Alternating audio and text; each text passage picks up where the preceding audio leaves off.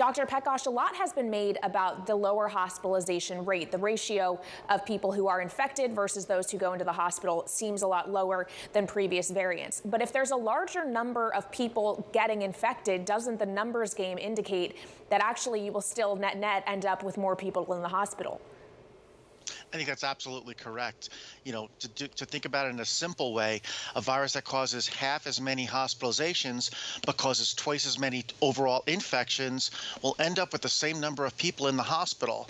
And one of the things that's been difficult to assess with Omicron is how much pre-existing immunity in the population is really dampening the disease potential for this variant. We still haven't seen a large number of infections in unvaccinated people and in individuals at high risk of severe COVID. And that's really the thing that I'm looking for, is to see those numbers. Will Omicron be just as severe as Delta or previous variants in those high-risk populations or in those unvaccinated populations? It does seem to be milder in the vaccinated populations, although it is causing symptomatic cases.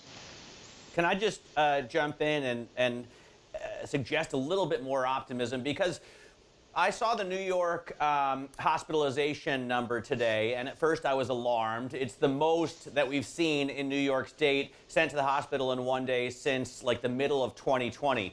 On the other hand, if you look at the absolute total, we're still at less than a third the peak. I think we had 647 new hospitalizations in New York yesterday. That leads us to a total of 6,173 COVID patients in the hospital.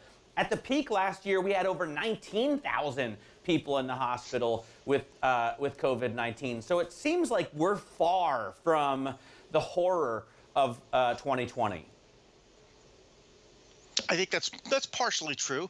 I think the other thing we have to think about is the fact that the cases that we're seeing last week and this week, the severe cases resulting from those infections won't start coming in until end of this week, beginning of next week, because there's a delay in the hospitalization rate numbers compared to the case numbers. So it's really going to come down to, again, how severe this infection is in both the vaccinated as well as unvaccinated populations.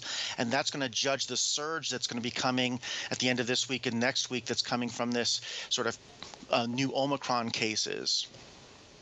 Do we have any data as to whom this is hitting hardest?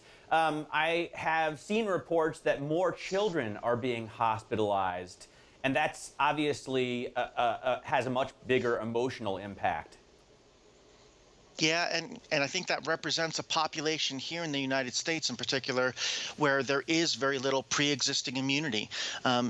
Kids, particularly under the age of 5, but even kids under the age of 10 or so, haven't had a high vaccination rate. Some of them are not even eligible for vaccines. And previously, they haven't been hit really hard with COVID-19. So they represent a population where there isn't a lot of pre-existing immunity and therefore are probably more susceptible to especially a transmissible virus like Omicron. And again, we're going to keep our eyes on the elderly, particularly those over the age of 75, as well as immunocompromised individuals, to look at the disease severity in those populations. Well, in talking about pre-existing immunity, doctor, this is kind of a two-pronged question. A, it doesn't seem to matter if you were infected with Delta or Alpha, one of the previous variants, when we talk about Omicron specifically. Is that really true, part one? And part two, if you did have one of those prior variants, if you maybe have some form of long COVID, is there a risk that being infected with this Omicron variant actually becomes a much more severe kind of case? Well, Omicron seems to be raising the bar when it comes to the type of immunity that's needed to protect you from not only symptomatic infection, but also presumably from hospitalization. So previous infection alone, or even the regular vaccination schedule, which usually is 2 doses of the mRNA vaccine, seems to be not enough to protect from symptomatic infection. What you need is that third dose, that booster dose of a vaccine, or if you've been infected, you need to get at least 1 dose of the vaccine to really get your immunity up to a level where you'll be limiting the numbers of symptomatic infections in that population. So Omicron is raising the bar on the immunity that's needed to limit its spread, and no longer the regular vaccination protocol, nor the fact that you were infected before really provides you with enough protection from symptomatic disease anymore. You really need to have a booster, or if you've been infected, you need to get that at least 1 dose of vaccine to really boost your immunity to high enough levels to provide protection against Omicron.